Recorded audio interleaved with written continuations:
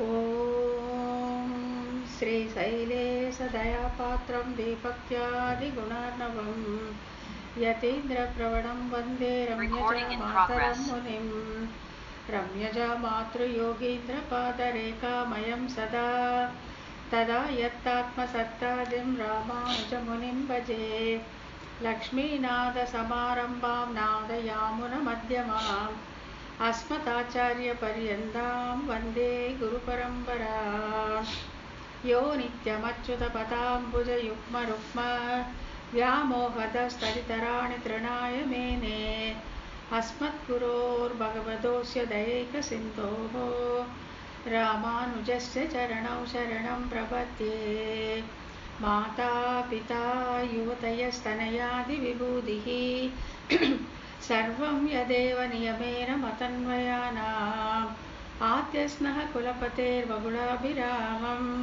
श्रीमत्ततङ्घ्रियुगलं प्रणमामि मूर्ध्ना भूतं सहश्च महदाह्रियभट्टनाथ श्रीभक्तिसारकुलशेखरयोगिवाहान् भक्ताङ्घ्रिरेणुपरकालयतीन्द्रमिश्रान् श्रीमत्पराङ्कुशमुनिं प्रणतोऽस्मि नित्यम् श्रीमद्यतीन्द्रवरयोगिपदाब्जभृङ्गं श्रीवानशैलमुनिवर्यदयैकपात्रं विख्यातवेदशिखरोभयतत्त्वबोधं रामानुजं कलिजितं मुनिमाश्रयामः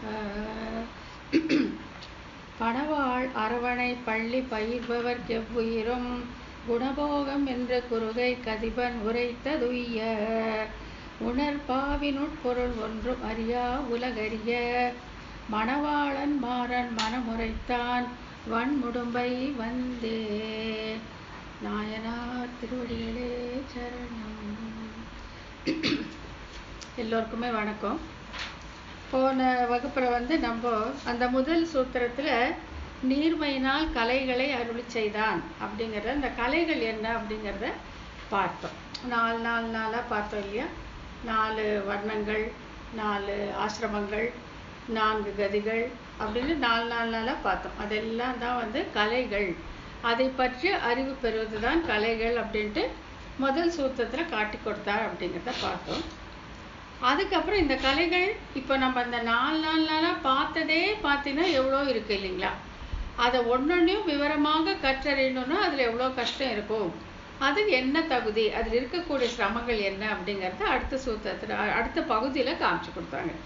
என்னென்னா, ஒன்று இந்த பெரிய தீவு நாவலம் தீவுன்னு சொல்லக்கூடிய இந்த பரதகண்டத்திலே பிறப்பு கிடைக்க வேண்டும் சொன்னாங்க. அப்புறம் மானிட பிறவி கிடைக்கணும் இல்லைங்களா? இந்த ஜீவனுக்கு கிடைக்கக்கூடிய 4 விதமான உடம்புகளில் மானிட பிறவி கிடைக்கணும். இருந்தாலும் அப்படியே பிறந்தாலும் அது நிலைத்து நிற்கணும், அந்த மானிட பிறவி நிலைத்து நிற்கணும். அதுக்கப்புறம் பிராமண குலத்தை பிறக்கணும். அதுக்கப்புறம் பிராமணனா பிறந்தாலும் இளைய வயசுல சின்ன வயசுலேயே கற்றுக்கக்கூடிய அந்த ஆர்வம் வரணும். அப்படி வந்தாலும் இசைவு இருக்கணும், சின்ன வயசாக இருந்தாலும் கற்றுக்கணுங்கிற ஆசை இருக்கணும். அப்படி இருந்தாலும் அதை கற்று தேர்வதற்கு அந்த நீண்ட ஆயுள் இருக்கணும். இதெல்லாம் இருந்தால் தான் இந்த கலைகளை நாம் கற்றுக்கொள்ளலாம் அப்படின்னு சொன்னாங்க. இப்போ இந்த கலைகளெல்லாம் எதுக்காக கற்றுக்கணும் அப்படின்னு சொன்னாக்க, அந்த மோட்சத்தை அடையணும், அந்த வீடு பேற்றை அடையணும் அப்படிங்கிற ஆர்வத்தால் தான் இந்த கலைகளெல்லாம் கற்றுக்கணும் அப்படின்ட்டு எம்பெருமான் முதல்ல அந்த கஷ்டமானது எல்லாம் காமிச்சு கொடுக்குறான். இதெல்லாம் பண்ணினால் நீ என்னை அடையலாம் அப்படின்னு அந்த கஷ்டமானதெல்லாம் காமிச்சு கொடுத்துட்டு அதுக்கு பிறகு என்ன பண்ணுறான்னா, இது இவ்வளோ கஷ்டமாக இருக்குது, அப்படியே நீ முயன்று இதெல்லாம் கற்றுக்க முயற்சி, இதெல்லாம் இந்த எல்லா தகுதிகளும் உனக்கு இருந்த பொழுதிலும் என்ன ஆகுனாக்கா அதுக்கு தடை வராமல் இருக்கணும், விக்னம் தடை வராமல் இருக்கணும். அப்புறம் நம்முடைய மனசு, இந்த நிலவாரில்லா மனம், அந்த மனசு ஒரு இடத்துல நின்று இதெல்லாம் கிரகிக்கணும். அப்படியே கிரகித்தாலும் அதை மனசில் வச்சுக்கிட்டு அதைப்படி நடக்கிற புத்தி வேணும் அப்படின்னு சொல்லிட்டு இதில் இருக்க அந்த சிரமங்களை பெருமாள் முதல்ல எடுத்து காட்டுறார். அப்போ உன்னை அடைவது இவ்வளோ சிரமம், இத்தனை கற்றுக்கணும், இதுக்கு இத்தனை தகுதிகள் இருக்குது, இத்தனை தடைகள் இருக்குது, இத்தனை அந்த உறுதிப்பாடெல்லாம் வேண்டியிருக்கே, அப்போ நம்ம என்ன தான் செய்வோம் அப்படின்னு நம்ம கேட்டால் அதுக்கு தான் எம்பெருமான் என்ன சொல்கிறான்னா, நான் உனக்கு திருமந்திரத்தை தருகிறேன், இது எல்லா கலைகளுடைய சுருக்கமாக இருக்கக்கூடிய அந்த திருமந்திரத்தை நான் உனக்கு தருகிறேன் அப்படின்னு சொல்லிட்டு அதுக்கப்புறமா அதுக்கு மேலே அங்கே தான் நம்ம பார்க்கணும். இப்படிப்பட்ட தடைகள் இருக்கையில் ஸ்ருதி ஸ்மிருதி போன்ற சாஸ்திரங்களை கலையறக் கற்ற மாந்தர் திருமாலை 7 என்று தொண்டரடிப்பொடியாழ்வார் அருளி செய்தபடி குறையறக் கற்றல் மிகவும் கடினம். இதை எல்லாத்துமே குறையில்லாமல் கற்றுக்கிறதுங்கிறது கஷ்டம். எல்லா தகுதியும் இருந்த பொழுதிலும் அந்த மனம் ஒரு இடத்துல இருக்கணும், அதை நல்லா கிரகிக்கணும், அதுக்கப்புறம் குறையில்லாமல் இதை கற்றுக்கணும். இதெல்லாம் இருக்கிறபடியால் மேலும் ஆமாறு அறுவுடையார் ஆவது அரிது அன்றே பெரிய திருவந்தாதில் நம்மாழ்வார் அருளி செய்தபடி கற்றதன் கருத்தான பொருளில் ஊன்றி நிற்பது மிகவும் அரிது. இது நம்ம மற்ற எல்லா பாடத்துலையும் எல்லா லெசன்ஸ்லையுமே கூட நம்ம பார்க்கலாம். என்னென்னா படிச்சிருவோம், படித்து அதை நம்ம புரிஞ்சுக்குவோம் கூட. ஆனால் மறுநாள் நம்ம அதை பார்த்தாக்கா அது நமக்கு ஞாபகம் இருக்கவே மறந்து போயிடும், திருப்பி பார்க்க வேண்டி வரும். ஆகையால் ஒரு பாடம் 2 பாடம் அப்படிங்கிற போதே இப்படி இருக்கும்போது இத்தனை இந்த கலைகள் அப்படிங்கிற அத்தனையை பற்றி அவ்வளவு அந்த அறிவையும் கிரகிச்சு அதை மனதில் தரிக்க செய்வது ரொம்ப ரொம்ப கஷ்டம் அப்படின்னு சொல்றாங்க. அதனால எனவே எம்பெருமான் ஜீவாத்மாக்களை உய்விக்க அவன் தான் காருணிகனான சர்வேஸ்வரன் இல்லையா. அவன் எப்படியாவது இந்த ஜீவாத்மாக்களை தன்னிடம் மீண்டும் சேரும்படி செய்ய வேண்டும் என்கிற எண்ணத்தாலே சுருக்கை பேரருளாலே சிங்காமை விரித்தது. சுருக்கு அப்படின்னாக்கா இப்போ நம்ம பார்த்த கலைகள் அத்தனையுடைய அந்த சுருக்கமான பொருள், அந்த எசன்ஸ்னு வச்சுக்கலாமே, அந்த சுருக்கை என்ன பண்ணா பேரருளாலே அவனுடைய எல்லையற்ற கருணையினாலே சிங்காமை விரித்தது.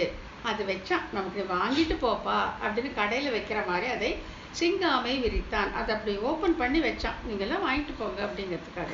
என்ன பண்ணா சுருக்கை பேரருளாலே சிங்காமை விரித்தது. சுருக்குனா இந்த நேரம் சொல்லப்பட்ட அத்தனையத்தின் சுருக்கத்தை பேரருளா அவனுடைய கருணை அவன் சொல்ல வேண்டிய அவசியமே இல்லை, சொல்லி சிங்காமை விரித்தான், நாம் அனைவரும் அதை கொள்ளும்படி செய்தான் என்று சொல்லப்படுகிறது என்று அவன் திருமந்திரத்தை வெளியிட்டதன் காரணம் விவரிக்கப்பட்டுள்ளது. இதற்கு மேலே திருவெட்டெழுத்தின் சீர்மை, இந்த திருவெட்டெழுத்து திரு அஷ்டாட்சரம் சொல்றோம் இல்லைங்களா, அதனுடைய பெருமை என்ன அப்படிங்கிறது இந்த சூத்திரத்துடைய அடுத்த பகுதியில் பார்க்கலாம். இப்போ இங்கே நாயனார் என்ன பண்ணுறாருன்னா, அதாவது இப்போ நம்ம ஒரு பொருள்னா இப்போ நம்ம பலாப்பழமே உரிக்கிறோன்னு வச்சுக்கோங்களேன், அந்த தோலை நீக்கிடுவோம், அதில் நடுவில் இதெல்லாம் எடுத்துகிட்டு அந்த சுளையை மட்டும் எடுத்துக்கிற மாதிரி, அந்த மாதிரி இந்த வேதத்திலிருந்து எல்லாத்துலேருந்து இருந்து அந்த சாரமான அந்த திருமந்திரத்தை எடுத்து நமக்கு பெருமாள் கொடுத்தார் அப்படிங்கிறத படிப்படியாக இங்கே விவரிக்கிறாங்க. அது சொற்றொடர் என்னன்னா, வேத சார உபனிஷத் சாரதர அனுவாகம் சாரதம காயத்ரியில் முதல் ஓதுகின்ற பொருள் முடிவான சுருக்கை. இதுதான் அந்த பெரிய சூத்திரத்தில் திருமந்திரத்தின் சீர்மையை குறிக்கக்கூடிய அந்த பகுதி. என்ன சொல்றாங்கன்னா, வேத சார உபனிஷத் சாரதர அனுவாகம் சாரதம காயத்ரியில் முதல் ஓதுகிற பொருள் முடிவான சுருக்கை அப்படிங்கிறத அந்த சூத்திர வரி. இதை பிரித்து நம்ம பார்த்துக்கலாம். இந்த சொற்றொடர்களால் படிப்படியாக உயர்ந்து திருமந்திரம் அடையப்பட்ட முறை நன்கு விவரிக்கப்படுகிறது. ஒவ்வொரு படிப்படியாக திருமந்திரம் எத்தனையோ இருக்கே, திருமந்திரம் ஏன்னா அதுக்கான அந்த சீர்மையை, அதற்கான அந்த தனிச்சிறப்பை படிப்படியாக விளக்கி அருள்கிறார் நாயனார். முதல் படி என்னன்னா, சாரம் அல்லாத புறம்பான சாஸ்திரங்கள் விடத்தக்கவை. இது அசாரான சாரமே இல்லை, அதில் ஒன்றுமே பிரயோஜனமே இல்லை. அது என்னன்னா, சாரம் அல்லாத புறம்பான சாஸ்திரங்கள் விடத்தக்கவை. எப்போ எந்த ஒரு சாஸ்திரம் உனக்கு படிப்படியாக எம்பெருமானை அடைவதை சொல்லாதோ அந்த சாஸ்திரங்கள் அசாரமானவை, அது அது வேஸ்ட், அதை விட்டுட சொல்றாங்க. சாரம் அல்லாத புறம்பான சாஸ்திரங்கள் விடத்தக்கவை. எத்தனை சாஸ்திரங்கள் ஆயிரமா இருக்கும், அதுல சாரம் அல்லாத புறம்பான சாஸ்திரங்கள், இது எம்பெருமானை விதிக்காத இந்த சாஸ்திரங்கள் அசாரமானவை, அதை நம்ம விட்டுடலாம். இரண்டாம் படி வேதத்தில் பூர்வபாடம், இது அல்பசாரமானது. காரணம் அல்பசாரம், கொஞ்சோண்டு சாரம் இருக்கும். வேதத்தின் முதல் பாகம், வேதம் தானே எல்லாத்துக்கும் பெருசுன்னு சொல்லிட்டா, அப்போ வேதத்தின் முதல் பாகம் அல்பசாரம் ஏன் சொல்றாங்கன்னா, நம்ம முன்னாலே பார்த்தோம் இல்லையா, வேதத்தின் முதல் பாகத்தில் என்ன சொல்லித்தராங்கன்னாக்கா, இந்த பூவுலகத்திலும் இதற்கு மேற்பட்ட சொர்க்கம் முதலான உலகங்களிலும் வாழ்க்கை பெறுவதற்காக செய்ய வேண்டிய யாகங்கள், யக்னங்கள், தவங்கள், தானங்கள் அதெல்லாம் விரிவாக சொல்லப்பட்டது எதுல? வேதத்துடைய பூர்வ பாகத்துல. இப்போ அதிலேயே ஒருத்தன் ஊறி இருப்பானாகில் அவன் அவற்றை செய்து செய்து செய்து மேலும் மேலும் மேலும் இந்த பிறவிகளிலே சிக்கொண்டு தவிப்பான். ஆகையால அது அல்பசாரமானது. கொஞ்சம் தான், அதில் கொஞ்சம் தான் ரசம் இருக்கும். ஆனால் ரசம் இருக்கும். ஏன்னாக்கா எப்படியோ அது காமிச்சு கொடுத்துரும் அந்த வழியை. முதல்ல அவங்க எடுத்து வைக்கிற ஸ்டெப் நம்ம பார்த்தோம் இல்லையா? அதாவது ஒரு தெய்வத்தையே நம்பாத ஒருத்தனை, ஒரு நாஸ்திகரை ஆஸ்திக்கம் வருவதற்காக முதல்ல அவன் பூர்வபாகத்தில் சொல்லப்பட்ட அந்த சேன யாகம் செய்யணும், உன்னுடைய எதிரிகளை அழிப்பதற்காக இந்த அபிச்சார யாகத்தை செய்யலாம் சொல்லி அவனை அட்லீஸ்ட் இந்த சாஸ்திரத்தை நம்பிக்கை உள்ளவனாக கொண்டு வருவதற்கு இவை உதவும். ஏன்னா முதல்ல உலகத்திலான சுகங்களை, அந்த மெட்டீரியல் பெனிஃபிட்ஸை காட்டினாதான் ஒருத்தரை இந்த மார்க்கத்துக்கு கொண்டு வர முடியும். அதனால வேதத்தின் பூர்வ பாகம் இது அல்பசாரமானது. அதில் கொஞ்சம் பிரயோஜனம் இருக்கு, ஆனால் அல்பம். ஏனென்றால் அதுக்கு காரணம் சொல்றாங்க. ஏன் வேதத்தின் பூர்வபாகம் நாம் அல்பசாரம்னு சொல்றோங்கிறதுக்கு காரணம் சொல்றாங்க. என்னன்னா, சேன விதி, ஜோதிஷ்டோமம் போன்ற இவ்வுலக இன்பத்தையும் ஸ்வர்க்க இன்பத்தையும் அடைய கற்றுத்தருகிறது.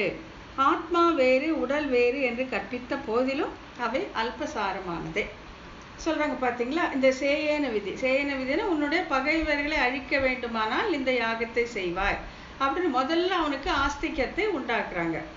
அதுக்கு மேலே ஸ்வர்க்கம், இந்திரலோகம், சந்திரலோகம் எல்லாம் இருக்குன்னு சொல்லி அங்கே நீ போடுனாக்கா இந்த உடலை விட்டு நீ உன் ஆத்மா வேறு உடலோடு அங்கே போகும் காமிக்கிறதுனால தேக ஆத்ம விபாகம் தெரியுது. இருந்தாலும் கூட அது அல்ப கொஞ்சம் தான். ஏன்னாக்கா உனக்கு மேக்சிமம் தேகம் வேறு ஆத்மா வேறுங்கிறத கற்றுக் கொடுக்குதே தவிர அதற்கு மேலே இதில் லாபம் இல்லை. அப்படிங்கிறதுனால வேதத்துடைய பூர்வபாகம் அல்பசாரம், கொஞ்சமாக சாரமானது. அப்புறம் மூன்றாம் அடுத்த ஸ்டெப்புன்னா, வேதத்தில் உபநிடத பாகம் சாரமானது. எசன்ஸ் எதுன்னு பார்த்தாக்கா வேதத்தில் உபனிஷத் பூர்வபாகம் எல்லாம் இந்த கர்மங்களையே சொல்லித்தரும். உத்தர பாகம் இந்த பரம்பொருளை நெருங்குவது எப்படி அப்படின்னு சொல்லக்கூடிய உபனிஷத் பாகங்கள் அந்த வேதத்தில் உத்தர பாகத்தில் இருக்கும். ஆகையால் அது சாரமானது. அது என்னன்னா, ஏன்னா அது பரம்பொருள் ஸ்வரூபத்தை நமக்கு காட்டித்தரும். உபனிஷத்து எல்லாமே பரம்பொருள் ஸ்வரூபத்தை நமக்கு காட்டித்தரும். அழியாத பேராகிய மோட்சத்தை நமக்கு காட்டித்தரும். அதை அடைய வழி முதலியவற்றை விவரிப்பதால் சாரமானது. சரிதுங்களா? இப்போ மற்ற சாஸ்திரங்கள் விடத்தக்கவை, அசாரம். பூர்வபாகம் அல்பசாரம், வேதத்தின் உபநிடத பாகம் சாரமானது. அது பரவாயில்ல. ஆனால் அதுவும் பத்தாது, அதுக்கும் மேலே போகணும்னு சொல்லி என்ன சொல்கிறாங்கன்னா, 4ஆம் படி நாராயண அனுவாகம் அப்படின்னு ஒரு சாஸ்திரம் இருக்கு. அது சாரதரமானது. இன்னும் கொஞ்சம் கூட எசன்ஸ் ஜாஸ்தி. சாதாரண சாரம் அல்ல, தரமான சாரம் நிறைந்தது. ஏன்னா பரபிரம்மம், பரதத்துவ, பரஜோதி, பரமாத்மா போன்ற பொதுவான சொற்களால் அறியப்படுவது நாராயணனே என்பதை காட்டித்தருகிறது. இப்போ நீங்கள் வேதத்தில் எங்கே பார்த்தாலும் பரபிரம்மம், பரமாத்மா, பரஜோதிங்கிற சொற்கள் இருக்குமே தவிர இது யாரை குறிக்கிறது அப்படின்னு நமக்கு தெரியாது. ஆனால் இந்த நாராயண அனுவாகத்தில் இந்த சொற்களால், எந்த சொற்களால்? பரபிரம்மம் யாரை குறிக்கும்? ஸ்ரீமன் நாராயணன். பரதத்துவ அப்படிங்கிறது யாரை குறிக்கும்? ஸ்ரீமன் நாராயணன். அதே போல பரஜோதி, பரமாத்மா போன்ற பொதுவான சொற்கள் இது எல்லா தெய்வங்களையும் குறிக்குமோ அப்படிங்கிற ஐயப்பாட்டை நீக்கி இது ஸ்ரீமன் நாராயணனையே குறிக்கும் அப்படின்றத காட்டி தருவதால இந்த நாராயண அனுவாகம் தரமான சாரம் நிறைந்தது. அதுக்கு இன்னொரு காரணம் என்ன சொல்றாங்கன்னா, விசேஷமான சம்பு, சிவன் என்னும் சொற்களாலும் அறியப்படுபவன் நாராயணனே என்று தெளிவாக்கப்படுகிறது. ஆகையால் இது சாரதரமானது. இப்போ பொதுவாக சம்பு, சிவன் அப்படிங்கிறது நம்ம ருத்ரனை குறிக்கும் திருநாமங்களாக நாம் பொதுவாக அப்படித்தான் அறியப்படும். ஆனால் இந்த நாராயண அனுவாகத்தில் இந்த திருநாமங்கள் கூட ஸ்ரீமன் நாராயணனுடைய திருநாமங்கள் தான். சிவன் என்பதும் சம்பு என்பதும் கூட நாராயணனுடைய திருநாமங்கள் தான். அந்த திருநாமங்கள் சங்கரனுக்கு சூட்டப்பட்டுள்ளது என்பதை அதில் காட்டி தருவதால இந்த நாராயண அனுவாகம் சாரதரமானது ஆச்சுங்களா. அதுக்கு அடுத்தது விஷ்ணு காயத்ரி. இதுதான் சாரதமமானது. பெஸ்ட் எதுனாக்கா இந்த விஷ்ணு காயத்ரி அப்படின்னு சொல்கிறாங்க. இந்த விஷ்ணு காயத்ரியை சொல்றதுக்கு முன்னால இந்த காயத்ரின்னா என்ன அப்படின்னு சொல்லிடலாம். காயத்ரி அப்படின்னா அதை சொல்லுபவனே மேலான இடத்திற்கு அழைத்து செல்லக்கூடியது காயத்ரி மந்திரம்னு பேர். பொதுவான காயத்ரி ஒன்று இருக்கு. எல்லா தெய்வங்களுக்குமே ஒரு காயத்ரின்னு ஒன்று இருக்கும். அதில் வந்து அவங்களுடைய திருநாமங்கள் இருக்கும், அவங்கள பேர் இருக்கும். அதை படிக்கும்போது இவங்க யாரு என்ன எப்படின்னு சொல்லி தெரிஞ்சுக்கிறதுக்கு அந்த 3 வரிகளில் வந்து எல்லாமே இருக்கும். இந்த காயத்ரி மந்திரம் எல்லா தெய்வங்களுக்குமே உண்டு. இப்போ வந்து இந்த விஷ்ணு காயத்ரி அப்படின்னு ஒன்று இருக்கு. இந்த விஷ்ணு காயத்ரியை சொல்றதுக்கு முன்னால இந்த எம்பெருமானுடைய திருநாமங்களை பற்றி கொஞ்சம் சொல்லிடுறேன். அது என்னென்ன, எம்பெருமானுக்கு ஸ்ரீமன் நாராயணனுக்கு ஆயிரக்கணக்கான திருநாமங்கள் உண்டு இல்லையா. பேராயிரம் உடைய பேராளன் அப்படின்னு சொல்லுவாங்க. சகசிரநாமம் இருக்கு இல்லைங்களா, அதில் எத்தனையோ திருநாமங்கள் இருக்கு. சகசிரநாமத்தை தினம் வித்யான்னு ஒரு உலகத்தில் ஏதோ ஒரு பாகத்தில் சகசிரநாமம் ஒழிச்சுக்கிட்டே இருக்கும் அப்படின்னு சொல்கிறாங்க. அதில் உள்ளது 1000 திருநாமங்கள். இப்போ அதில் வந்து வியாபக திருநாமங்கள் அவ்வியாபக திருநாமங்கள் 2ஆ பிரிச்சிருக்காங்க. வியாபகம் அப்படின்னா எங்கும் பரவி இருக்கக்கூடிய தன்மை, அவ்வியாபகம்னா எங்கேயும் பரவி இருக்காத தன்மை, 2. இந்த திருநாமங்களை அப்படி பிரிச்சுடுறாங்க. இப்போ முதல்ல வந்து அவ்வியாபக திருநாமங்களுக்கு 1 2 உதாரணம் சொல்றேன். இப்போ ஸ்ரீதரா, மாதவா, நவநீதா, தாமோதரா இப்படின்னு சொன்னா இது ஒன்னொன்னுக்கும் அர்த்தம் இருக்கு இல்லையா. ஸ்ரீதரான திருமகள் கேள்வன், மாதவான தாயார் திருமகளுக்கு தவமாக இருப்பவன், தாமோதரா அப்படின்னா கயிற்றால் கட்டுண்டவன், நவநீத்தன வெண்ணெய் களவாடிவன். இந்த மாதிரி ஒரு பேருக்கும் ஒரு அர்த்தம் இருக்கு. திருவிக்ரமா, வாமனா எல்லாத்துக்கும். ஆனா அந்த ஒரு திருநாமம் கூட அவன் எங்கும் பரவி இருக்கிற தன்மையை சொல்லாது. புரியுதுங்களா நான் சொல்றது? இந்த திருநாமங்கள் எல்லாம் இருந்தாலும் கூட அது ஒன்னொன்னு ஒன்னன்னைக்கு இருக்கும். ஸ்ரீனிவாசா அப்படின்னாக்கா தாயாரே மார்பிலே கொண்டவன் அப்படின்னு சொல்லிட்டு ஒரு பேருக்கும் இப்போ பொருள் இருக்கு, பெரிய வியாக்கியானமே இருக்கு. ஏன் வந்து பராசர பட்டர் அதுக்கு பெரிய வியாக்கியானம் பண்ணியிருக்க அந்த மாதிரி இருக்கு. ஆனாலும் அவை வந்து அந்த அவ்வியாபக திருநாமங்கள் வந்து அவன் எங்கும் பறந்து விரிந்திருக்கும் தன்மையையும் அவன் எல்லாவற்றிற்கும் அந்தர்யாமியாக இருக்கும் தன்மையும் சொல்லாது. அதனால அவற்றுக்கு அவ்வியாபக திருநாமங்கள் அப்படின்னு பேர். அப்போ வியாபக திருநாமங்கள் யானா, வியாபக திருநாமங்கள் வந்து முக்கியமானது 3. ஒன்று வந்து விஷ்ணு, வாசுதேவா, நாராயணா. இந்த 3 திருநாமங்கள் தான் அவன் வந்து எவ்விடத்திலும் வியாபித்து இருக்கக்கூடிய தன்மையை சொல்லக்கூடியவை. ஆகையால ஸோ இந்த வேறுபாடு நல்லா புரிஞ்சுக்கோங்க. அவ்வியாபக திருநாமங்கள் நிறைய இருக்கு.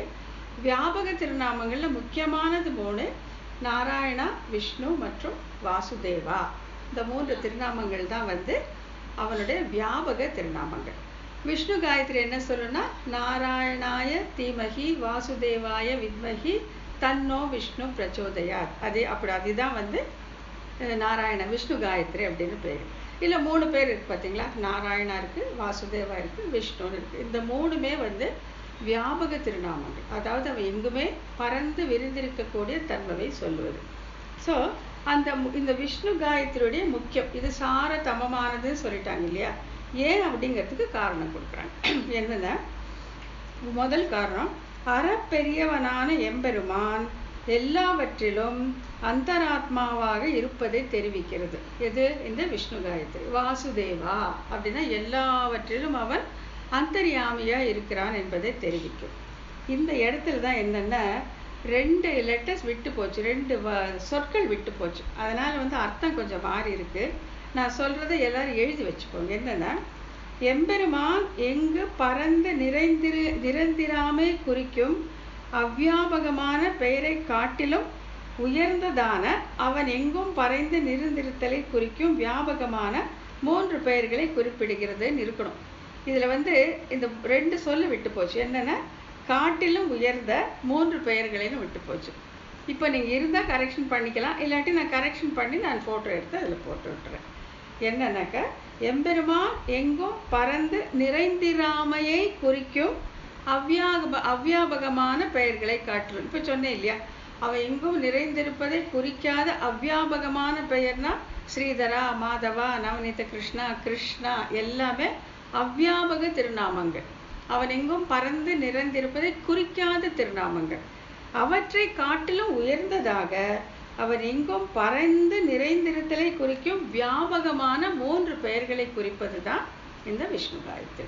அந்த 3 பேர்கள் என்னன்னு பார்த்தோம்? வாசுதேவா, விஷ்ணு மற்றும் நாராயணா.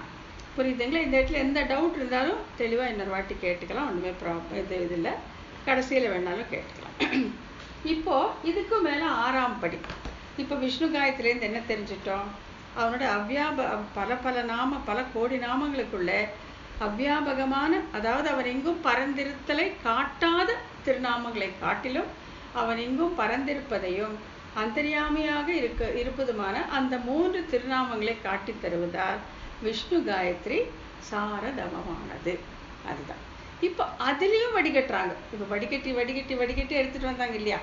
மற்ற வேதங்கள், அப்புறம் பூர்வபாகம், உபநிடத பாகம், நாராயணர் பாகம், அப்படியே விஷ்ணு காயத்ரி வரைக்கும் விஷ்ணு காயத்ரியில் அவன் அந்தர்யாமியாக இருக்கக்கூடிய திருநாமத்தையும் அவன் எங்கும் வியாபித்திருக்கிறதையும் சொல்லிட்டு அந்த 3 திருநாமத்திலையும் ஒன்று தேர்ந்து எடுக்கிறாங்க. சரிங்களா? அது ஏன் அப்படின்னு பார்த்தாக்கா 6ஆம் படி திருமந்திரம். இதுவே ஓதுகிற பொருளின் முடிவான சுருக்கு. ஓதுகிற பொருள்னா எல்லா கல்வி இருக்கட்டுமே, இப்போ சொன்னோம் இல்லையா? அந்த கலைகள்னு சொன்னதில் அதோடைய சுருக்கம் எதுனாக்கா திருமந்திரம். திருமந்திரம் தான் இந்த ஓதுவதின் சுருக்கான பொருள் சொல்கிறாங்க. இப்போ இந்த 3 பேர் எடுத்துக்கலாம். விஷ்ணு, வாசுதேவன், நாராயணா 3 எடுத்துட்டாக்கா விஷ்ணு வாசுதேவனையும் ரூல் அவுட் பண்ணிடுறாங்க. ஏன் அப்படின்னாக்கா விஷ்ணு காயத்ரியில் உள்ள விஷ்ணு, வாசுதேவன் என்ற திருநாமங்கள் இதர தெய்வங்களை குறிப்பிடுவதால் அந்த பொருள் உரைக்கும் அபூர்த்தி உண்டு. அதாவது நாட் கம்ப்ளீட்டுங்கிறாங்க. ஏன்னாக்கா இந்த விஷ்ணு வாசுதேவன் அப்படிங்கிற பெயர், அந்த 2 திருநாமங்கள் இதர தேவதைகளையும் குறிக்கும், எம்பெருமான் ஸ்ரீமன் நாராயணனையும் குறிக்கும். ஆகையால் அது அபூர்த்தி, இன்கம்ப்ளீட் அப்படின்னு அது 2ஐயும் ஒதுக்கிறாங்க. ஒதுக்கிட்டு நாராயணாய வித்மஹே, அதுதான் இல்லையா? நாராயணாய வித்மஹே அப்படின்னு இந்த புருஷ சூக்தத்தில் சொல்லப்பட்ட நாராயணனை உபாசிக்கிறோம் என்பதே முதலில் ஓதப்படுகிறது. ஸோ அதனால் அந்த மற்ற சாஸ்திரங்களேருந்து ஆரம்பித்து கடைசியில் நாராயண திருநாமம் மட்டுமே. இதில் என்ன இந்த நாராயண திருநாமத்துக்கு மிக உயர்ந்த ஒரு இது என்னென்னா, வேறு எந்த தேவத்தையும் எந்த தேவர்களையும் இந்த திருநாமம் குறிக்காது. ஏன்னா நம்ம பார்த்தோம் இல்லையா? இவன் நாரங்களுக்கு இருப்பிடமாக இருப்பவன், நாரங்களை தன் இருப்பிடமாக கொண்டவன், உள்ளும் புறமும் வியாபித்து இருக்கக்கூடிய அவன் தன்மையை விளக்குவது இந்த நாராயண நாமம்.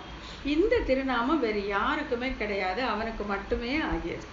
ஆகையால் தான் திருமந்திரத்தில் இந்த நாராயண நாமத்தை வச்சிருக்காங்க அப்படின்னு சொல்ல வராங்க. நாராயண வித்மஹே, நாராயணனை உபாசிக்கிறோம் என்று முதலில் ஓதப்படுகிறது. இதில் புருஷ சூக்தத்தில். அப்புறம் ஓத்தின் பொருளாய், ஓம் என்பதின் பொருளாக இருப்பது நாராயண நாமமே. ஓத்தின் பொருள் முழுவும் இத்தனையே, மாதவன் பேர் சொல்லுவதே ஓத்தின் சுருக்கு. அதாவது இந்த அஷ்டாட்சரம் இருக்கு பார்த்தீங்களா? ஓம் நமோ நாராயணாய அப்படிங்கிறதுல இந்த நம நாராயணாய அப்படிங்கிறத கொண்டாந்து அப்படியே பிரணவத்தில் சேர்த்துடலாம். இந்த பிரணவத்தில் ஆ ஓ மான்னு இருக்கும், அதையும் கொண்டு போய் அகாரத்திலே சேர்த்துடலாம். ஸோ ஒன்னே சொன்னாலும் அது திருமந்திரத்துடைய பொருளை குறிக்கும். ஏன்னா அந்த ஆ என்கிற எழுத்தெல்லாம் சொல்லப்படுவன் எம்பெருமான் ஸ்ரீமன் நாராயணன். இதை நம்ம இன்னும் பின்னால் ரொம்ப விவரமாக பார்ப்போம். ஆகையால இந்த ஓத்தின் சுருக்கு, அப்படின்னாக்கா இந்த ஓ என்பதின் சுருக்கு அதுதான் நாராயண நாமம் அப்படின்னு சொல்ல வராங்க. ஓத்தின் பொருளாய், அதாவது ஓம் என்பதின் பொருளாக இருப்பது நாராயண நாமமே. அந்த ஓம்ங்கிற பொருளாக இருப்பதே நாராயணன் சொல்றாங்க.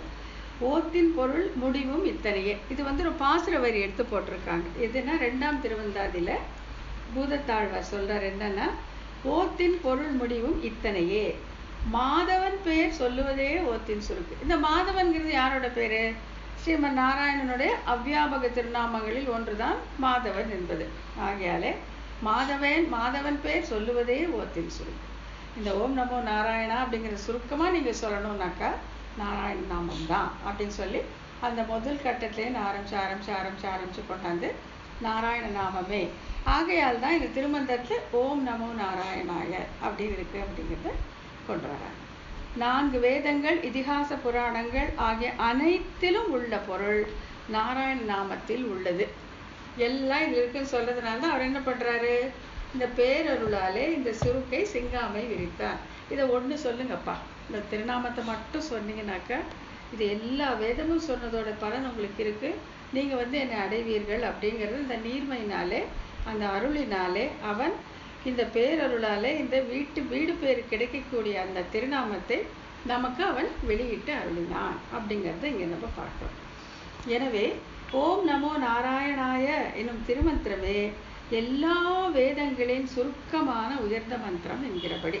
நீங்க ஓம் நமோ நாராயணாய நீங்க அர்த்தம் தெரிஞ்சு சொல்லுங்க, தெரியாம சொல்லுங்க, எப்படியான அடைவு கிண்டல் பண்றதுக்கு கேலியாக எப்படி சொன்னாலும் அந்த மந்திரம் தன்னுடைய பயனை கொடுத்தே ஆகும். அது எப்படி சொல்றாங்கன்னா, இப்போ நெருப்புல போய் கை வச்சா சுடுன்னு நமக்கு தெரியும், ஆனா குழந்தைக்கு தெரியாது.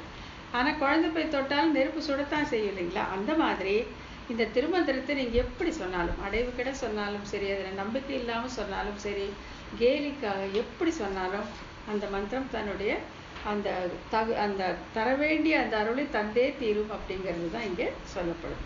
இது இந்த அஷ்டாட்சர மந்திரத்தை சொல்லும்போது நீங்க வேதத்தின் பொருளையே சொல்வதற்கு சமமாக ஆகிறது சொல்றாங்க.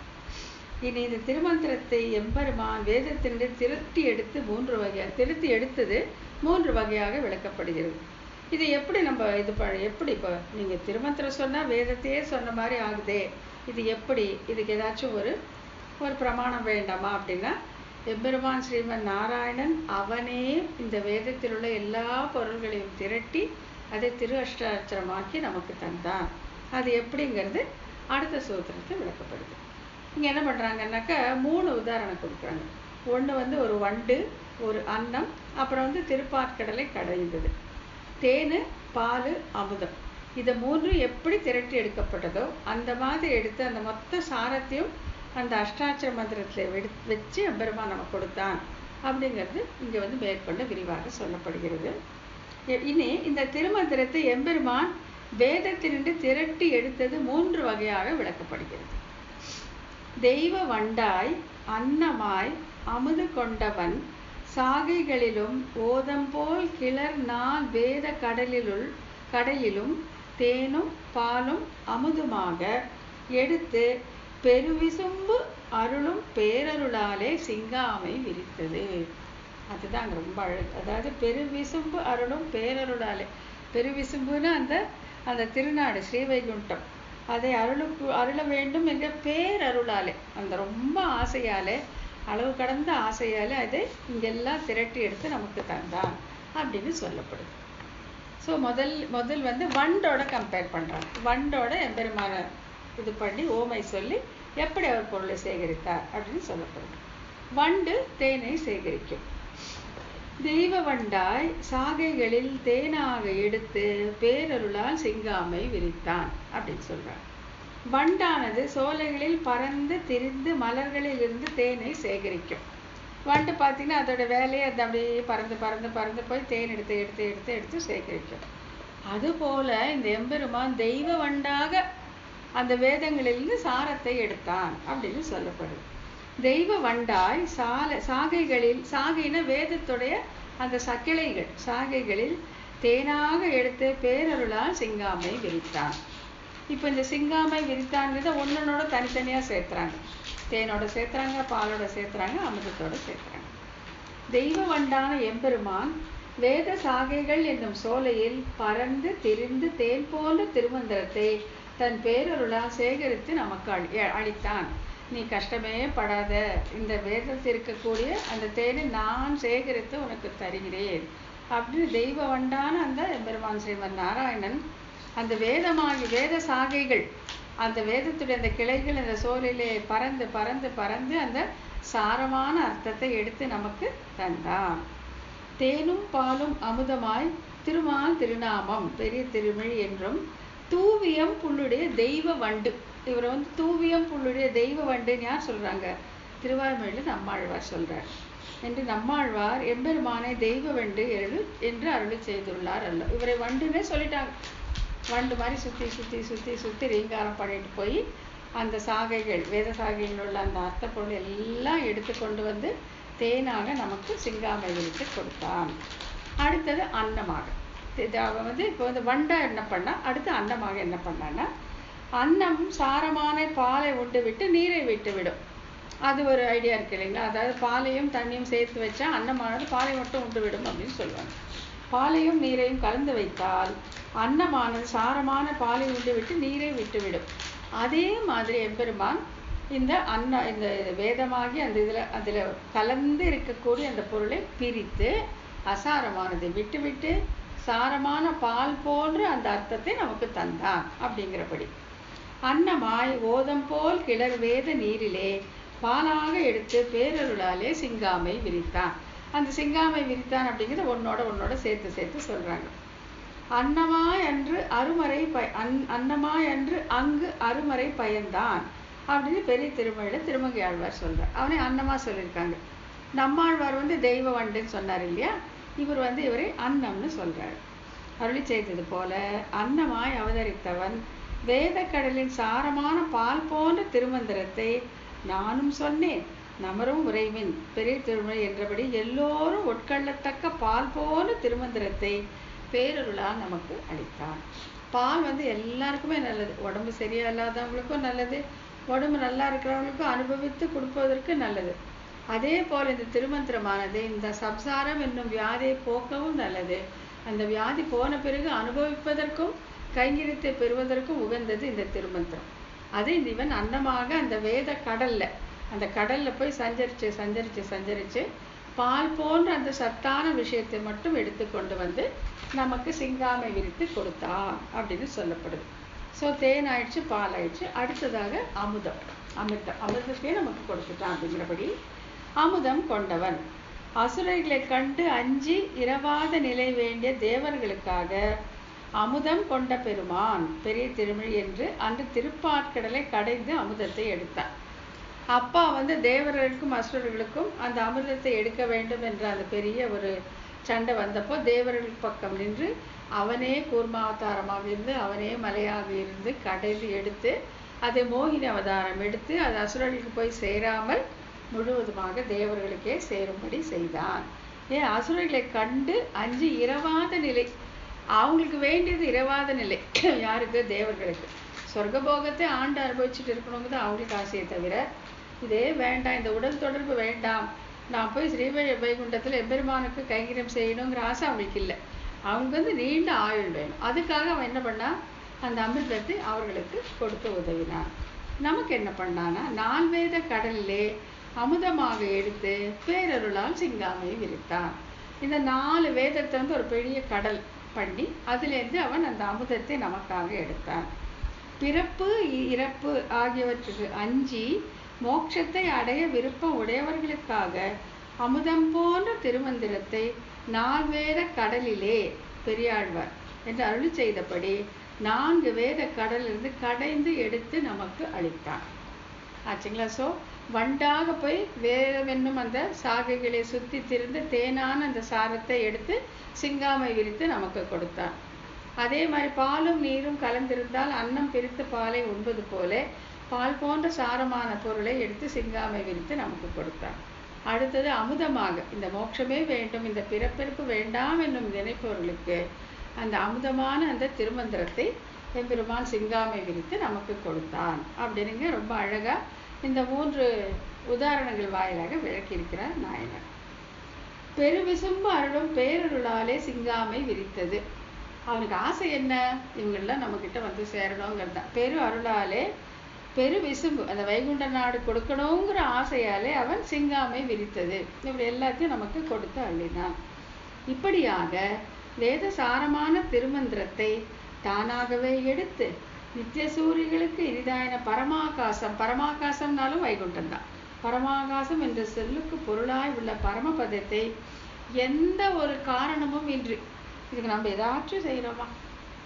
இல்லவே இல்லை. எனக்கு நீ வேணும்னு சொல்றது மட்டும்தான், அது மட்டும், எந்த ஒரு காரணமும் இன்றி அமரர் பெருவிசும்பு அருளும் பேரருளாளன் வதிரை ஆசிரமத்துள்ளானே என்று சொன்னபடி இதை எந்த ஒரு எதிர்பார்ப்பும் இல்லை, இவங்களுக்கு கொடுக்கணுங்கிற ஒரே ஆசையால பத்ரிகாசிரம் அப்படிங்கிற இடத்துல இருக்கு இல்லையா, வதிரை ஆசிரமம் சொல்ற இடத்துல தானே குருவாகவும் தானே சீடனாகவும் இருந்து இந்த திருமந்திரத்தை வெளியிட்டு அருளினான் அப்படின்னு சொல்லப்படுது. நர நாராயணனாய் உலகத்து அறநூல் சிங்காமை விரித்தவன் பெரிய திருமொழி என்கிறபடி நர நாராயணர்களாக அவதரித்து தானே சிஷ்யனாய் தானே ஆச்சாரியனுமாய் நின்று ஆன்மஸ்வரூபத்தை தெளிவாக்குகின்ற சாஸ்திரமானது குறைவுபடாமல் உபதேச அனுஷ்டானங்களாலே விரிவடையும்படி செய்து அருளினான். அதாவது முதல்ல திருமந்திரம் எப்படி நமக்கு கிடைச்சதுன்னா, எம்பெருமானே நர நாராயணர்களாக, அதாவது தானே ஆச்சாரியனாக தானே சிஷ்யனாக பத்ரிகாசிரமத்தில் இருந்து திருமந்திரத்தை வெளியிட்டு அருளினான். அதுக்கப்புறம் பெரியவர் சான்றோர்கள் வாயிலாக ஆழ்வார் ஆச்சாரியர்கள் வாயிலாக நம்மை இதுவரைக்கும் அடைந்திருக்கிறது. ஆனால் முதல்ல இதை வேதத்துடைய அந்த சாரத்தை எடுத்து அதை திருமந்திரமாக்கி திருவற்றெழுத்தாக்கி அதை நமக்கு உபதேசித்து சாட்சாத் பெருமான் தான். அதை அவன் ஏன் செய்தான்னா, இந்த பெரு விசும்பு அருள வேண்டும் என்கிற அந்த பேரருளாலே இதை செய்தான் அப்படிங்கிறது இந்த சூத்திரத்தில் விளக்கப்பட்டது. இதில் ஏதாச்சும் டவுட் இருக்குங்களா, இல்லை அடுத்த சூத்திரத்துக்கு போகலாமா? முடிச்சிடலாமா? சூத்திரம் முடிச்சுட்டு கடைசியில் பார்த்து அடுத்த சூத்திரம் 17. இதில் சாஸ்திரங்களையும் சாஸ்திரங்களின் தாத்பரியமான திருமந்திரத்தை வெளியிட்ட வகை என்ன, இவற்றிற்கு இலக்கு அவை என்பவை 17வது சூத்திரத்தில் விளக்கப்படுகிறது. இப்போ திருமந்திரம்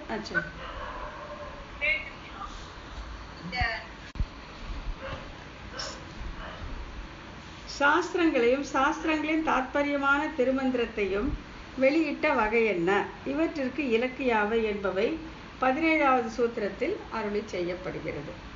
இப்போ இந்த கேள்வி வரலாம் இல்லையா, ஒரேடியா திருமந்திரத்தை மட்டுமே கொடுத்துருக்கலாமே, ரொம்ப சுலபமாக போயிருக்குமே, ஏன் சாஸ்திரங்களை கொடுத்து அப்புறம் அதில் இருக்க சாரத்தை எடுத்து திருமந்திரமாக்கி அதை ஏன் கொடுக்கணும் அப்படிங்கிற கேள்வி எழும் இல்லையா நம்ம மனசில். திருமந்திரம் இவ்வளோ சுலபமாக இருக்குன்னா அதை மட்டும் கொடுத்துட்டு போயிருக்கலாமே, எதற்காக அந்த கலைகளை நீர்மையினால் அருளி செய்தான்ட்டு அது எதுக்கு அப்படிங்கிற கேள்விக்கு இதில் பதில் சொல்லப்படுது. முனிவரை இடுக்கியும் முன்னீர் வண்ணனாயும் வெளியிட்ட சாஸ்திர தாத்பரியங்களுக்கு விசிஷ்ட நிஷ்கிருஷ்ட வேஷங்கள் விஷயம். இதுக்கு காரணம் சொல்கிறாங்க, ஏன் இப்படி பண்ணா அப்படின்னு, ஏன் இப்படி பண்ணா எப்படி பண்ணா, ரெண்டுத்துக்குமே காரணம் சொல்கிறாங்க. இந்த சூத்திரத்தை கீழ்கண்டவாறு பிரித்து பொருள் கொள்ள வேண்டும். முனிவரை இடுக்கி வெளியிட்ட சாஸ்திரத்திற்கு விசிஷ்ட வேஷம் விஷயம். முனிவரை இடுக்கி அப்படின்னா முனிவர்கள் வாயிலாக அவர்களை ஊக்குவித்து அவர்கள் வாயிலாக சொன்னது. இது ஒன்றா அவர்களை இவன் ஊக்குவித்து செய்திருக்கலாம், இல்லை இவனே ஆவர்பவித்தும் செய்திருக்கலாம். அதற்கு காரணம் என்ன அப்படின்னா விசிஷ்ட வேஷம். இதுதான் ரொம்ப முக்கியமாக இங்கே நம்ம கவனிக்கணும். விசிஷ்ட அப்படின்னா கூடி இருப்பது, விசிஷ்ட வேஷம் அப்படின்னாக்கா சரீரத்தோடு கூடிய ஆத்மாவின் தன்மை. விசிஷ்ட வேஷம், விசிஷ்ட அப்படின்னாலே கூட சேர்ந்து இருக்கிறது. இப்போ இதுக்கு நோக்கு, இந்த சாஸ்திரங்களை இத்தனையும் கொடுத்ததற்கு நோக்கம் என்னன்னா விசிஷ்ட வேஷம், அதாவது தேகத்தோடு கூடியிருக்க ஆத்மாவை குறித்து. அதுக்கு என்ன பண்ணிட்டாரு பெருமாள்னாக்கா சாஸ்திரங்களை ஏற்படுத்தினார் அப்படின்னு சொல்றாரு. எப்படி பண்ணார்னா, முனிவர் எனப்படும் இந்த முனிவரை இடுக்கி வெளியிட்டான்னு சொல்றாங்களே, முனிவர்கள் வாயிலாக இதை வெளியிட்டான் அப்படின்னா, இந்த முனிவர்கள் அப்படின்னா யாரு அப்படின்னு பார்த்தாக்கா, இருள் கடியும் முனிவர் திருவாய்மொழி என்று கொண்டாடப்படும் ஸ்மிருதிகளுக்கு தலைவரான வியாசர் முதலான மகரிஷிகள், ரொம்ப பெரியவங்க, சாதாரணமானவங்க இல்லை. அதாவது அவங்கெல்லாம் என்ன, இருள் கடியும் முனிவர். இருள் கடியும் முனிவர்னா நம்மளுடைய அஞ்ஞானத்தை போக்கக்கூடியவர்கள். அப்படிப்பட்டவர்கள் யாருன்னா ஸ்மிருதிகளுக்கு தலைவர்களான வியாசர் முதலான மகர்ஷிகள். அவர்கள் தான் சாஸ்திரங்களை ஏற்படுத்தி கொடுத்தவர்கள். ரைட்டுங்களா? அது சொல்றாரு. பகவான் தானே கிருஷ்ண துவைபாயனன் என்னும் வியாச பகவானாக பிறந்தார். சொன்னேன் இல்லையா, அவரே ஆவேசித்து கூட முனிவர்களாக இருக்கலாம் என்னும்படி பெருமை வாய்ந்த மகாபாரதத்தை இயற்றிய வியாச பகவான். சாஸ்திரம் எனப்படுவது வியாசர் போன்ற சிறந்த முனிவர்களால் ஏற்படுத்தப்பட்ட நூல்கள். இந்த சாஸ்திரம்ங்கிறது என்ன, வியாச பகவான் போன்ற மிக சிறந்த அந்த முனிவர்களால் நம்முடைய அஞ்ஞானத்தை போக்குவதற்காக இயக்கப்பட்ட நூல்கள் தான் சாஸ்திரங்கள். இவற்றிற்கு என்ன குறினா விசிஷ்ட வேஷம், அதாவது உடம்போடு கூடியிருக்க ஆத்மாவிலே நோக்கு. இந்த சாஸ்திரங்களுக்கு எல்லாம் இப்போ உடம்போடு கூடிய ஆத்மான்னு இப்போ நம்ம எல்லாமே மனிதர்கள் தேவர்கள் எல்லாமே வச்சுக்கோங்களேன். இப்போ அதில் தான் நோக்கு. அதில் நோக்கு இருக்கும்போது இந்த சாஸ்திரங்கள் என்ன சொல்லி கொடுக்கும்னா, எது தர்மம் எது அதர்மம்னு சொல்லும். இந்த உலகத்தில் வாழக்கூடிய நெறிமுறைகள் எல்லாவற்றுமே சொல்லி கொடுக்கும். அதுதான் இந்த சாஸ்திரங்களுடைய நோக்கு. விசிஷ்ட வேஷத்தில் தேகத்தோடு கூடிய ஆத்மாவில் தான் இந்த சாஸ்திரங்களுக்கு நோக்கு. இந்த சாஸ்திரங்களை இயற்றியவர்கள் வியாச பகவான் போன்ற மிக உயர்ந்த அந்த முனிவர்கள் அப்படின்னு சொல்லிட்டாங்க. அப்புறம் இந்த இதுக்கு இலக்கு என்ன? இலக்கு எனப்படுவது இந்த சாஸ்திரங்களுக்கு குறிக்கோளாக இருப்பது விசிஷ்ட வேஷம் என்றால் சரீரத்தோடு கூடியிருக்கும் ஆத்மா. ரெண்டும் சேர்ந்து இருக்கிறது மேலதான் அந்த சாஸ்திரங்களுக்கு குறி. தர்மம் அதர்மம் அதெல்லாம் போதித்து இது செய்யணும் இது செய்யாதே அப்படின்ட்டு எவ்வளோ இருக்கு இல்லையா, ஸ்மிருதிகள் கணக்கற்றவை. அதிலெல்லாம் இந்த விசிஷ்ட வேஷம் தேகமும் ஆத்மாவும் சேர்ந்திருக்க அந்த நிலையிலே தான் நோக்கு. அதுதான் அதுக்கு குறி. இவ்வாறாக இந்த சொற்றொடரால் முனிவர்கள் இயற்றிய சாஸ்திரங்களுக்கு உடம்போடு கூடிய ஆத்மாவின் தன்மையே இலக்கு என்பது விவரிக்கப்பட்டது. சுருக்கமாக சொல்லணும்னா இந்த உலக வாழ்க்கைக்கு ஏற்பட்டது. ஆன்மா உடலோடு கூடி இருக்குன்னா என்ன அர்த்தம்? இங்கே இருக்காங்க இந்த பூலகத்தில், எல்லாத்திலுமே பூலகத்தில் மேலோகத்தில் எல்லாமே உடம்போடு. இந்த 4 வகையான உடம்பு சொன்னோம் இல்லையா, ஸ்தாவரம் திரியக்கு தேவர் மனுஷர். இந்த 4 உடம்புல எந்த உடம்போடு அந்த ஆத்மா கூடி இருந்தாலும், அதாவது உடலுறு கொண்ட ஆத்மான்னு வச்சுக்கோங்க, எம்பாடிட் சோல், உடலுறு கொண்ட ஆத்மா மேலதான் கவனம் குறி. யாருக்குனாக்கா இந்த சாஸ்திரங்களுக்கு. இதை செய்தவர் யாருனாக்கா வியாச பகவான் போன்ற மிகச்சிறந்த மிக உயர்ந்த அந்த முனிவர்கள். ஆகியால் இதுக்கு குறி எதுன்னா விசிஷ்ட வேஷம். ஸோ விசிஷ்ட வேஷம்னா என்னன்னு தெரிஞ்சுக்கலாம். விசிஷ்ட வேஷத்துக்கு குறியாக இருப்பது சாஸ்திரங்கள். சாஸ்திரங்களை செய்தவர்கள் வியாச பகவான் போன்ற மிக மிக உயர்ந்த முனிவர்கள். இந்த பக்கம் வரலாம். இப்போ இதுக்கு என்ன திருமந்திரத்துக்கு எதில் நோக்கு அப்படின்னு பார்த்தா, முன்னீர் வண்ணனாய் வெளியிட்ட தாத்பரியத்திற்கு நிஷ்கிருஷ்ட வேஷம் விஷயம். முன்னீர் வண்ணனா யாரு? சாட்சாத் ஸ்ரீமன் நாராயணன். அவன் கடல் நிறம் கொண்டவன் சொல்றான் இல்லையா. முன்னீர் வண்ணனாய் வெளியிட்ட, அவனே வெளியிட்ட. அவன் எதை வெளியிட்டான்? திருமந்திரத்தை வெளியிட்டான் இல்லைங்களா. அந்த தானாக அந்த முன்னீர் வண்ணன் தானாக வெளியிட்ட அந்த தாத்பரியத்திற்கு, அந்த அஷ்டாட்சர மந்திரத்திற்கு நிஷ்கிருஷ்ட வேஷம் விஷயம். நிஷ்கிருஷ்ட வேஷம்னா தேகத்திலிருந்து தனிப்பட்ட ஆத்மா, ஆத்மாவை மட்டுமே நோக்காக கொண்டது இந்த திருமந்திரம். புரியுதுங்களா நான் சொல்றது? இப்போ முன்னீர் வண்ணனாய் தானே கொடுத்தான், தானே சிங்காமை விரித்து கொடுத்த அந்த திருமந்திரத்திற்கு எதுல குறி? அதோடைய இது என்ன, எய்ம் என்னன்னா ஆத்மா மட்டும்தான். அது என்ன? அதுக்குன்னா நிஷ்கிருஷ்ட வேஷம், பிரிந்து விட்டது. அந்த உடலை விட்டு வேறுபட்டதான ஆத்மாவின் நன்மையை மட்டுமே மனதில் கொண்டு சொல்லப்பட்டது இந்த திருமந்திரம். அதை தானே வெளியிட்டான், முன்னீர் வண்ணன் தானே வெளியிட்டான். அதை என்ன பண்ணா? விசிஷ்ட வேஷத்துக்கு என்ன பண்ணா? அந்த முனிவர்களை கொண்டு, முனிவர்களை இடுக்கின, அவர்களை ஊக்குவித்து அவர்களுக்குள் ஆவேசம் செய்து அவற்றை கொடுத்தானே தவிர, அவற்றிற்கு விசிஷ்ட வேஷத்தில் தான் இந்த பூவுலக வாழ்க்கையில் இருப்பதுதான் அவர்களுக்கு ஆத்மாவினுடைய நன்மைக்காக தானே வெளியிட்டது இந்த திருமந்திரம். அதற்கு நிஷ்கிருஷ்ட வேஷத்தில் தான் இலக்கு. நிஷ்கிருஷ்ட வேஷம்னா சரீரத்தின் தொடர்பு இல்லாத சுத்த ஆத்மாவின் தன்மை ஆச்சுங்களா. நிஷ்கிருஷ்டம் அப்படின்னா வடிகட்டி எடுக்கப்பட்டது. இந்த உடல் தொடர்புலேருந்து வடிகட்டி எடுக்கப்பட்ட ஆத்மாவில் தான் திருமந்திரத்துக்கு குறி. திருமந்திரத்துக்கு அதோடைய ஏம் என்னன்னா ஆத்மா தான். அது ரொம்ப அழகாக சொல்லுவாங்க. முன்னீர் வண்ணன் எனப்படுவன் வதிரி ஆசிரமத்துள்ளானை கருங்கடல் முன்னீர் வண்ணனை என்று சொல்லப்பட்ட எம்பெருமான். முன்னீர் வண்ணன்னா யாருன்னா சாட்சாத் எம்பெருமான் ஸ்ரீமன் நாராயணன். அவன் தான் இதை செய்து வச்சான். வெளியிட்ட தாத்பரியம் ஸ்ரீ வதிரி ஆசிரமத்தான் தானே ஆச்சாரியனாய் சிஷ்யனாக இருந்து வெளியிட்ட சாஸ்திரத்தின் கருத்து பொருளான திருமந்திரம். இதை வெளியிட்ட தாத்பரியம்னு சூத்திரத்தை வருது இல்லையா. அதோடைய அர்த்தம் என்னன்னா, பத்ரிகாசிரமத்திலே தானே ஆச்சாரியனாய் தானே சிஷ்யனாக இருந்து வெளியிட்டான் அல்லவா திருமந்திரம். அதுதான் தாத்பரியம். அதுக்கு எதிர நோக்குனாக்க நிஷ்கிருஷ்ட வேஷம்.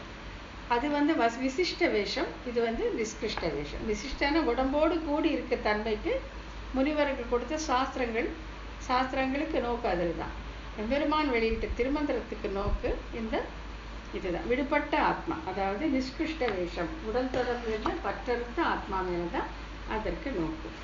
விஷயம் திருமந்திரத்திற்கு குறிக்கோளாக இருப்பது. திருமந்திரத்துக்கு எது குறிக்கோள்னா ஆத்மா மட்டும்தான். உடம்பை பற்றி அதற்கு கவலை கிடையாது. ஆத்மாவை ஏன்னா ஆத்மா தான் உயர்ந்த வஸ்து, அதுதான் அழிவில்லாதது. அது எத்தனையோ உடல்களை எடுக்கும், இல்லைன்னு சொல்லவே இல்லை. அதை பற்றி அவனுக்கு கவலை இல்லை. அவனுக்கு அந்த ஆத்மாவை ரட்சிக்க வேண்டியது ஒன்றே தான் அவனுடைய குறிக்கோளாக இருப்பது. நிஷ்கிருஷ்ட வேஷம் அப்படின்னாக்கா சரீரத்தின் தொடர்பிலிருந்து வடிகட்டப்பட்ட ஆத்மஸ்வரூபம். வடிகட்டப்பட்ட ஆத்மஸ்வரூபம். இவ்வான கருத்து பொருளை திருமந்திரத்திற்கு சரீர சம்பந்தம் மற்ற ஆத்மாவின் நன்மையே குறிக்கோள் என்பது விளக்கப்பட்டது. ஆகையால் இந்த மற்ற எல்லா மந்திரங்களும் மற்ற எல்லா சாஸ்திரங்களுக்கும் உடம்போடு கூடிய ஆத்மா அதன் மேல் நோக்கு. திருமந்திரத்திற்கு இந்த உடலிலிருந்து வடிகட்டு எடுக்கப்பட்ட அந்த ஆத்மாவிலேயே நோக்கு. இது இந்த வித்தியாசம் நம்ம நல்லா தெரிஞ்சுட்டா தான் இந்த மேற்கொண்டு வரக்கூடிய சூத்திரங்களை நம்ம பார்க்கலாம்.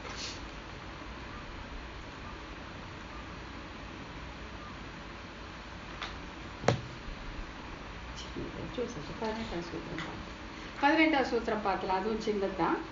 மேலே கூறப்பட்ட இரண்டும் அனைவராலும் கற்கத்தக்கவையோ அல்லது குறிப்பிட்ட சிலரால் மட்டுமே கற்கத்தக்கவையோ என்பதற்கு 18வது சூத்திரத்தில் விளக்கம் தரப்படுகிறது.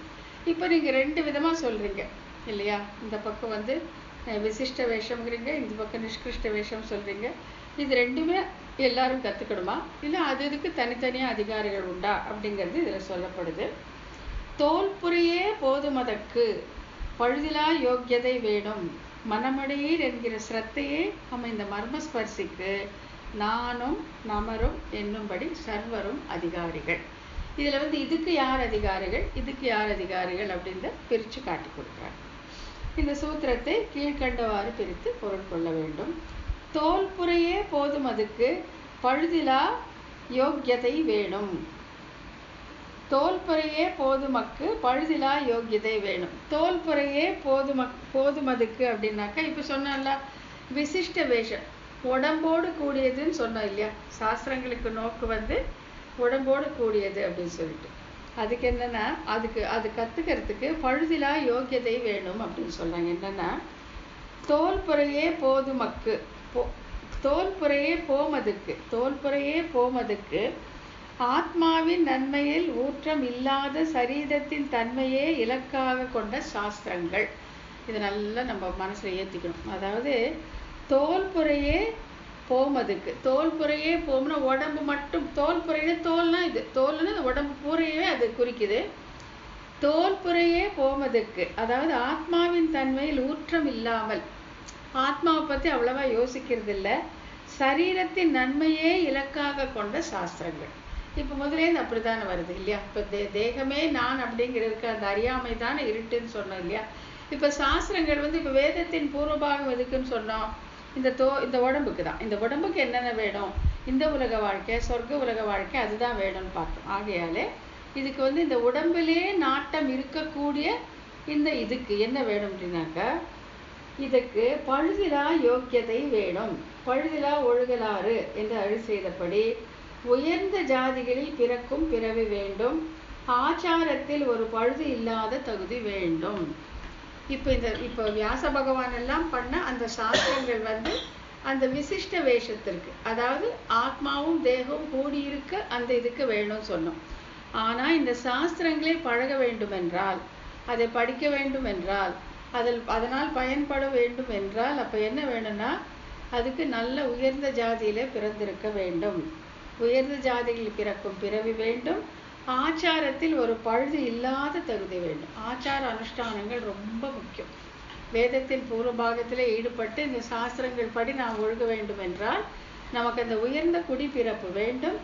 ஆச்சாரத்தில் சிறிதும் பழுதே இருக்கக்கூடாது. அப்படி இருந்தால்தான் நாம் அந்த விசிஷ்ட வேஷமான அதில் ஈடுபடுவதற்கு நமக்கு தகுதி உண்டு. இவ்வாறு சாஸ்திரங்களை எல்லோரும் கற்க இயலாமைக்கு காரணம் தரப்பட்டது. ஆகையால் இந்த மாதிரி இருக்கிறதுனால சாஸ்திரங்களை எல்லோரும் நாம கற்றுக்க முடியாது. முதலாக உயர்ந்த குலத்திலே பிறந்திருக்க வேண்டும். அப்புறம் அதுக்கு ஒரு நல்ல ஆச்சார அனுஷ்டானங்கள் இருக்க வேண்டும். இப்போ மனமுடையீர் என்கிற ஸ்ரத்தையே அமைந்த மர்மஸ்பர்சிக்கு நானும் நமரும் என்னும்படி சர்வரும் அதிகாரிகள். இப்போ இந்த திருமணத்தை மர்மஸ்பர்சி அப்படின்னு சொல்றாங்க. மர்மஸ்பர்சின்னு அப்படின்னா இந்த ஆத்மா வந்து நம்ம கண்ணுக்கு தெரியாத ஒன்று இல்லையா, ரொம்ப நுணுக்கமானது. அதுலேயே நோக்கம் கொண்டது எதுன்னு பார்த்தோம், திருமந்திரம். அந்த நுணுக்கம் நுண்ணி அந்த ஆத்மாவிலே அந்த மர்மமாக இருக்கக்கூடிய ஆத்மாவிலேயே நோக்காக இருப்பதால் அதற்கு மர்மஸ்பர்சின்னு பேர்.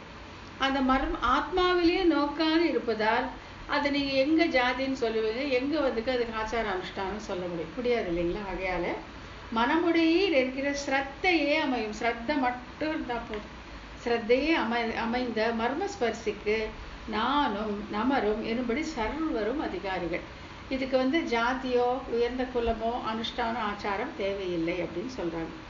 மனமுடையீர் என்கிற ஸ்ரத்தையே அமைந்தது. மனமுடையீர், உங்களுக்கு உங்கள் ஆசை இருக்கா, நீங்கள் அதிகாரி. எதுக்கு? மர்மஸ்பர்சியான திருமந்திரத்தை கற்பதற்கு நீங்கள் ஓர் அதிகாரி. கண்ணன் கடலினை நண்ணும் மனமுடையீர் என்று சொன்னபடி அந்த எம்பெருமானுடைய திருவடிகளை நினைக்கணும் அப்படிங்கிற அந்த ஆசை இருந்தாலே போதும். ஆடவர்களுக்கு திருவெட்டெழுத்தினை கற்பதற்கு ஸ்ரத்தையே காரணம் அப்படின்னு ஸ்ரீ பாஞ்சராத்திரம் சொல்லியிருக்கு. எனப்படும் மன எழுச்சியே போதுமானது. இங்கே ஆடவர்கள்லாம் ஆம்பளைங்க மட்டும் நினைக்க வேண்டாம், மனிதர்கள் எந்த மனிதர்களாக இருக்கட்டாலும் திருவெட்டெழுத்தினை கற்பதற்கு அந்த மன எழுச்சியே போதும், அந்த ஸ்ரத்தையே போதும் அப்படின்னு சொல்கிறாங்க. மர்மஸ்பர்சி ஆத்மாவின் நன்மை மட்டுமே இலக்காக கொண்ட திருமந்திரத்திற்கு என்ன போதும்?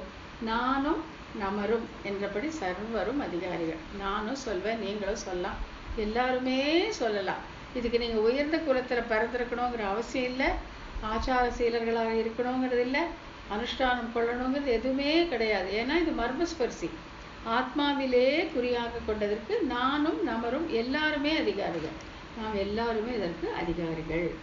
நானும் சொன்னேன், நமரும் உறைவின் நமோ நாராயணமே பெரிய திருமணி என்கிறபடி இவர் தக்கவர் இவர் தகாதவர் என்னும் வேறுபாடு இன்றி அனைவரும் திருமந்திரத்தை கற்க அதிகாரிகள். இவ்வாறு திருமந்திரத்தை எல்லோரும் கற்கலாம் என்பதற்கு காரணம் காட்டித் தரப்பட்டது. ஆகையால இந்த விசிஷ்ட வேஷமான இந்த உடலோடு கூடிய ஆத்மாவுக்கான சாஸ்திரங்களை கற்பதற்கு உயர்ந்த குலத்திலே பிறந்திருக்க வேண்டும், ஒழுக்கம் இருக்க வேண்டும், ஆச்சாரம் இருக்க வேண்டும், அனுஷ்டானம் எல்லாமே இருக்க வேண்டும். ஆனால் மர்மஸ்பர்சி எனப்படும் அந்த உத்கிருஷ்ட வேஷத்திலே இதான, அதாவது தேக சம்பந்தம் நீக்கப்பட்ட ஆத்மாவான அந்த நுண்ணிய அந்த ஆத்மாவிலே குறியாகியிருக்க திருமந்திரம் மர்மஸ்பர்சி. அதை கற்பதற்கு உயர்ந்த குலமோ ஜாதியோ எதுவுமே தேவையில்லை. ஒழுக்கம் மிக பெருசாக நினைக்கப்படுவதில்லை. நானும் நாம் எல்லாமே கற்றுக்கலாம், யார் வேண்டுமானாலும் திருமந்திரை கற்றுக்கொள்ளலாம் அப்படின்னு சொல்லிட்டு அதுக்கும் இதற்கும் உள்ள வேறுபாடு காட்டப்பட்டு திருமந்திரம் எவ்வளவு உயர்ந்தது என்பது இங்கே சொல்லப்பட்டது. அது எளிதானது கூட, அதுக்கு பெரிய எல்லாருமே அதிகாரிகள். என்ன வேணும்னா அந்த மன எழுச்சி, நான் கற்றுப்பேன், நான் திருமந்திரத்தை சொல்லுவேன் அப்படின்னு சொல்லக்கூடிய அந்த விருப்பம் மட்டுமே இருந்தால் போதுமானது அப்படின்னு ஆசையுடையவர்கள் எல்லாருக்குமே இது போகக்கூடியது அப்படின்னு சொல்லி இந்த திருமந்திரத்துடைய மேன்மையை இந்த சூத்திரத்தை காட்டி கொடுத்துருக்காங்க. இதை வரைக்கும் நிறுத்திக்கலாம், ஏன்னா இதுக்கு அடுத்தது ரொம்ப பேசும்.